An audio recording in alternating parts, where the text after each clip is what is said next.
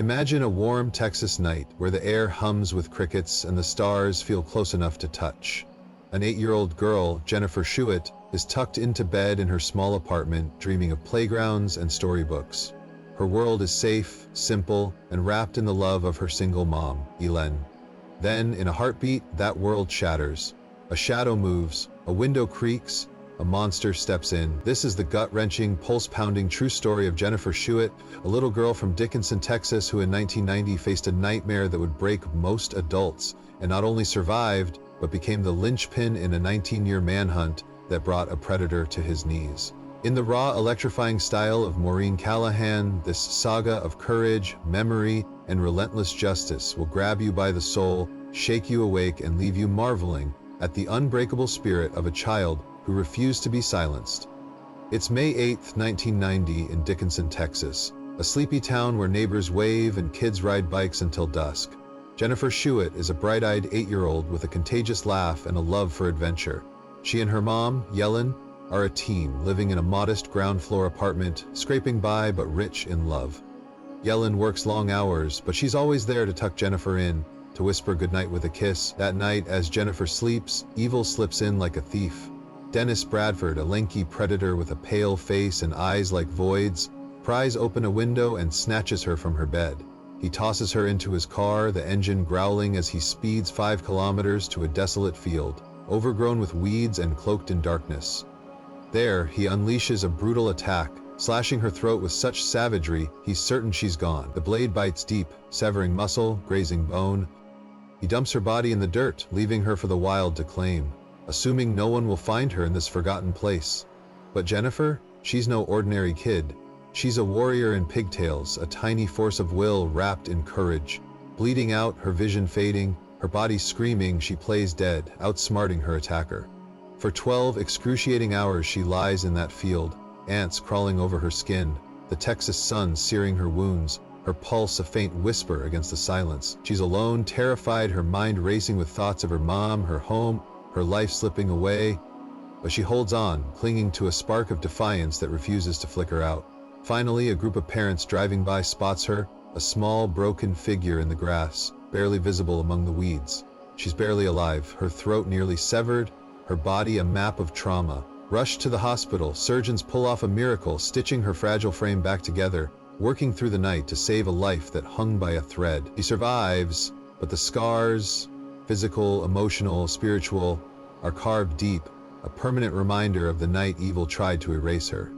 The aftermath is a living hell. The attack leaves Jennifer mute, her throat so mangled she can't speak, her vocal cords battered beyond recognition.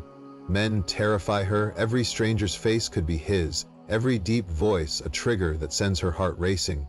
She's a child, but she's carrying a burden heavier than most adults could shoulder. The hospital room feels like a prison, the beeping machines a relentless reminder of how close she came to death. Her mom, Ylen, is a wreck, torn between guilt for leaving the window open, rage at the monster who did this, and a desperate need to protect her daughter. She's there daily, holding Jennifer's hand, whispering promises of better days, her heart breaking with every tear her daughter sheds. The police come, their questions gentle but urgent, but Jennifer can't speak, can't scream, can't tell them the horror she's seen. Yet her spirit is forged in fire. Propped up in her bed, tubes snaking around her, her small body dwarfed by the sterile white sheets, she grabs a notebook and starts writing. Her memory is a weapon, and she wields it like a blade. She recalls his name, Dennis. His face was pale and gaunt, and a scar might be near his eye. His voice, low, rough like gravel. His clothes were a dark shirt and faded jeans. The car, old, smelling of cigarettes and oil. The field, the crunch of gravel, the rustle of weeds. The details are vivid and haunting, as if she were staring at him across the room, his image burned into her mind. She describes every moment and sensation, her handwriting shaky but determined. It's chilling how much she remembers, how her 8-year-old mind captured a monster in high definition, preserving him like a specimen under glass. Forensic artist Lois Gibson, a legend in her field, takes Jennifer's words and crafts a suspect sketch so precise, it's like a photograph pulled from a nightmare. That sketch hits the news, plastered across Texas and beyond, a ghostly image of evil staring out from every TV screen, newspaper, and bulletin board. It's 1990 and the public is captivated, horrified, and rooting for this brave little girl whose courage is more significant than her pain. Tips pour in, leads are chased, but the DNA from the scene, blood, skin, traces of the attack, it's a dead end. The technology isn't there yet. The databases are too small, too new. No match in the system. The trail goes cold, and Jennifer's left with a fear that claws at her soul. Her attacker is out there, free, maybe watching, maybe waiting. She says, "I was always looking over my shoulder, wondering if he'd come back to finish what he started." Life marches on, but it's a battlefield. The trauma leaves Jennifer with a deep distrust of men, a reflex that lingers like a shadow. She battles panic attacks, nightmares where that pale face looms over her, his hands reaching, his voice echoing. Walking to school, hearing a man's voice in a store, and even passing a stranger on the street can send her spiraling into fear, her heart pounding, her breath short. Kids at school stare at the scar across her throat, a jagged line that tells a story they can't fully grasp. Some are kind, offering shy smiles or extra crayons, but others are cruel, whispering, "freak," or "zombie" when they think she can't hear.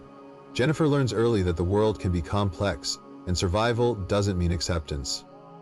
But she's no victim, she's a fighter. She relearns to speak, each word a victory snatched from the jaws of silence. It's slow, painful, a process of months, her voice raspy, forever changed, but she does it. She returns to school, determined to reclaim her life and be more than the girl who survived. She studies hard, makes friends, and finds solace in books where heroes always win. She graduates from high school, heads to college, and becomes a children's librarian, pouring her heart into helping kids find their stories and strengths. She loves her job, how a good book can make a shy kid light up, and how stories can heal wounds no one can see. She falls in love with a man named Jonathan, whose quiet kindness helps her rebuild trust, brick by brick. He's patient, steady, the opposite of the monster who haunts her.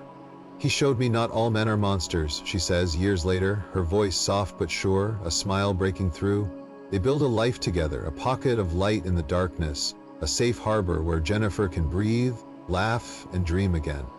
But the unresolved case is a ghost that never leaves. It's a weight she carries through every milestone. Graduation, first job, first kiss, first "I love you." She lives in constant fear that she'll turn a corner and see him, that pale face from her nightmares, waiting to finish what he started.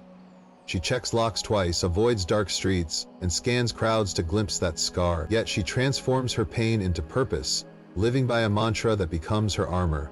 You don't let the darkness win, you shine a light on it and you keep going. For 19 years, the case sits frozen, a file buried in a detective's drawer, a story unfinished, a wound unhealed. Jennifer grows up, but the fear never fades. The what-ifs haunt her. What if he's still out there? What if he's hurting someone else? What if her memory wasn't enough? The sketch, that haunting image drawn from her 8-year-old mind, lingers like a specter, a reminder of the monster who slipped away. She checks news reports, half expecting to see his face in a mugshot, half dreading it. She wonders if she missed something, could have done more, if her notebook held one clue that could cracked it sooner. She carries a quiet guilt that festers in survivors, even though she's done more than anyone could ask. But then, in 2009, a spark ignites.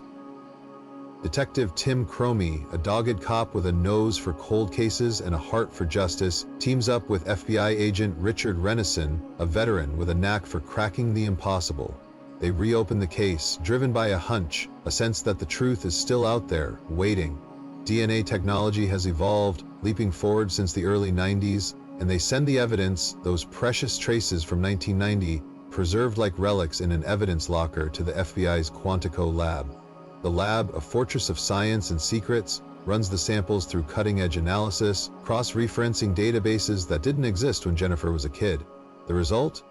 A match. The name Jennifer gave at 8 years old, Dennis, is dead on. The DNA points to Dennis Bradford, a man whose rap sheet reads like a horror story, a 1996 assault conviction in Arkansas, arrests near Jennifer's hometown for petty crimes, and a 1990 driver's license photo that's a chilling twin to the forensic sketch. It's him. The monster that haunted Jennifer's nightmares was flesh and blood, not a ghost or myth. Her memory, preserved like a snapshot, has just blown the case open, a testament to the power of a child's mind under unimaginable pressure. The investigation digs deeper and the pieces fall into place like a twisted puzzle. Bradford's life is a trail of wreckage, failed marriages, dead-end jobs, a man who slithered through the cracks of the system, leaving pain in his wake. His 1996 conviction for assault put him on the radar, but not for Jennifer's case. The dots weren't connected then. In 1990, he lived less than a mile from Jennifer's apartment, a predator hiding in plain sight, blending into the rhythm of small-town life like a wolf among sheep. Investigators find more. Bradford's job in 1990 had him driving delivery routes near Jennifer's home, his pale face and lanky frame matching her description to a T. The sketch, drawn from an 8-year-old's memory, was so accurate it could have been his mugshot, a fact that stuns even seasoned detectives. They pull records, interview old neighbors, and piece together his movements. He was a ghost, a drifter who floated through life, charming when he needed to be, but always with that darkness lurking. His ex-wives describe a man who could be kind one moment and cruel the next, his temper a spark that could ignite without warning. His arrests, bar fights, theft, and a string of minor offenses paint a picture of a man unraveling, but never caught for the worst of his crimes, until now. On October 19, 2009, the cuffs clicked shut. Bradford's arrested in Little Rock, Arkansas, his pale face finally caught in the light, his freedom snuffed out by the girl he thought he'd silence. During questioning, he denies everything, his voice flat, his eyes darting like a trapped animal. But he lets slip a detail that's almost too wild to believe. After the attack, he thought about suicide and was treated at the same hospital where Jennifer was fighting for her life. They were under the same roof, predator and prey, separated by mere walls, their fates intertwined in a way that feels scripted by some dark cosmic force. He admits to the hospital visit, to the guilt that gnawed at him, to the sleepless nights, but stops short of a full confession. The investigators press, showing him the sketch, the DNA report, and Jennifer's words from 1990, but he clams up, leaving them with the evidence and her unshakable memory as the anchors of the case. Jennifer prepares for trial set for May 10, 2010, exactly 20 years after the attack. She writes a victim impact statement, every word a reckoning, a declaration of her survival, a middle finger to the man who tried to erase her.